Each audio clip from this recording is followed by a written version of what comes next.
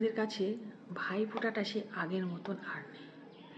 ভাইদের মঙ্গল কামনা করা, তাদের দীর্ঘ জীবন কামনা করা, জমির দুয়ারে কাঁটা দেওয়া, মনে মনে তারা ঈশ্বরের কাছে এটাই প্রার্থনা করে। কিন্তু ভাইয়ের দুয়ারে যেতে গেলে অনেক বোনরা আছে, তারা সেই কাঁটা ভেদ করে যেতে পারে না। এর কারণ সম্পত্তি। ভাই বোনের মধ্যে এখন বিষয় সম্পত্তি নিয়েও ভাই ভাইয়ে যেমন ঝামেলা হয়, ভাই বোনের মধ্যেও ঝামেলা হয়।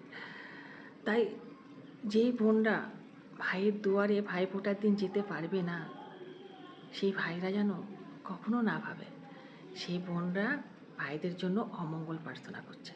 তারা যেখানে যেই অবস্থায় থাকুক না কেন, যেইভাবে ভাইরা রাখুক না কেন, ভাইদের জমির দুয়ারে কাটা সেই বোনরা কিন্তু মনে মনে দেয়।